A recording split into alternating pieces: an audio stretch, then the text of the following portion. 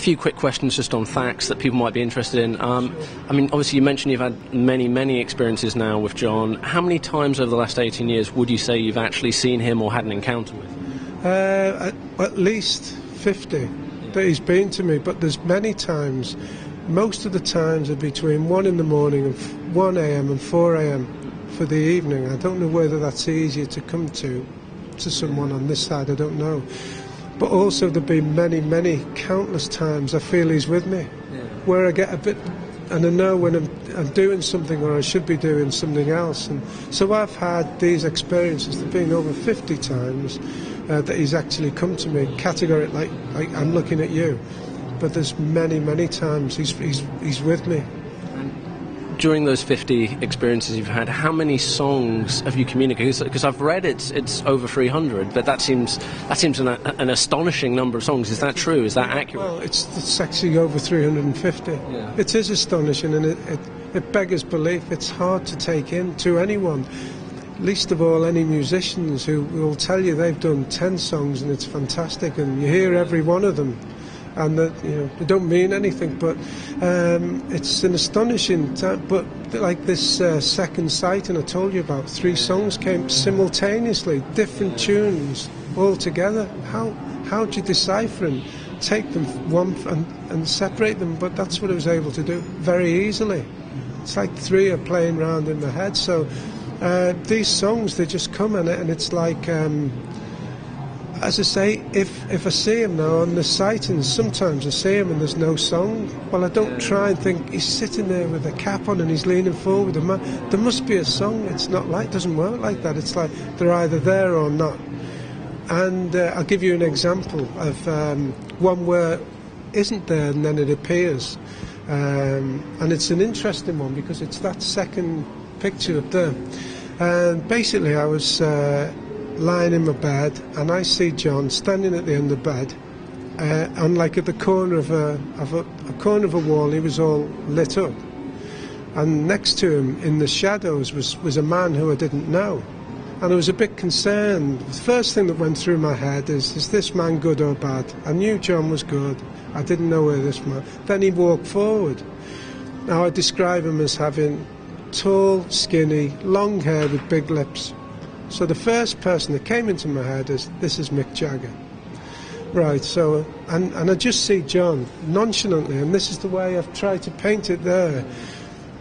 If you do a favour for someone and someone wants to borrow money off you and they want to borrow more, and you go, that's the look. John went, and he gave him a piece of paper, and it was a song. I knew it was a song. Here, Mick, this is, but I didn't know what was on the piece of paper.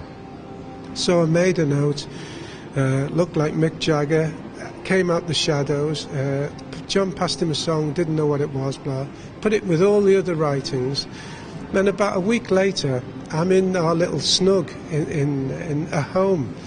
The strangest thing, we've been in this house for over 4 years, and in the hallway, since we moved in there was a basket of dried flowers. Now, for some inexplicable reason, my wife or one of my children had moved this into the snug. Now, this is 4 years, seeing it every day before you go out and come back to work. And I was doing one of the other writings, and it was about midnight, and I looked down, and I saw this basket, and I went, that's what's on the piece of paper, that's the song. Now you go, eh? Now, from that, where do you go? All I can tell you is this was in 1993.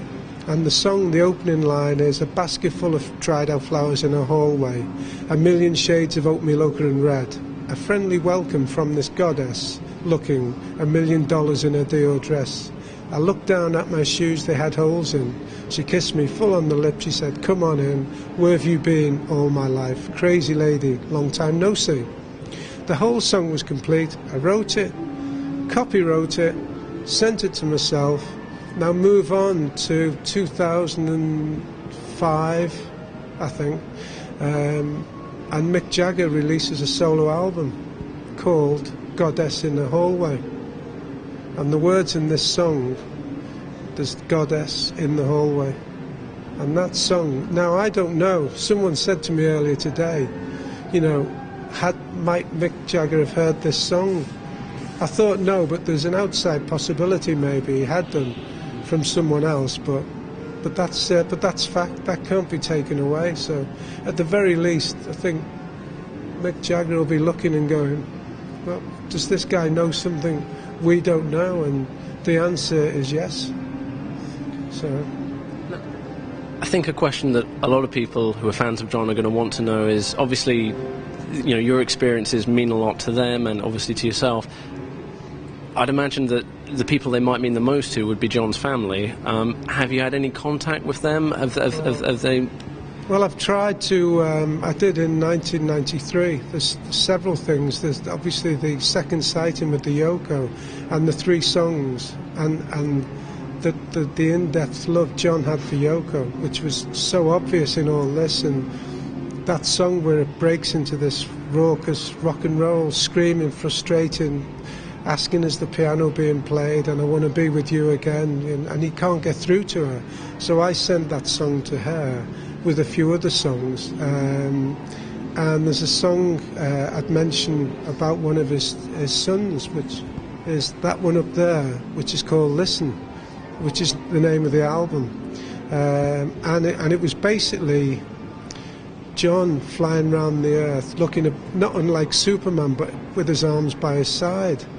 And he was going round and round the earth, and he couldn't find his son, and he wanted to relay how sorry he'd felt in this life, and he'd not told his son what he thought. And the opening lines are, listen while I talk to you, listen all I ask of you, listen a while you'll hear a whisper, I love you. So these songs, I've done my best to get them to as many people that knew John, and because there's these messages, they're not for me. I won't say they're not of any interest to me, because this is an incredible, humbling experience for me. It's it's almost like, well, this is, you know, I don't feel anything special. I'm just doing, like the fireman saving someone from a burning building. It's what we do. That's all I'm doing. I'm just doing this. It's as natural as falling off a log. So I have tried to get in touch, and no one's sort of got back yet. So.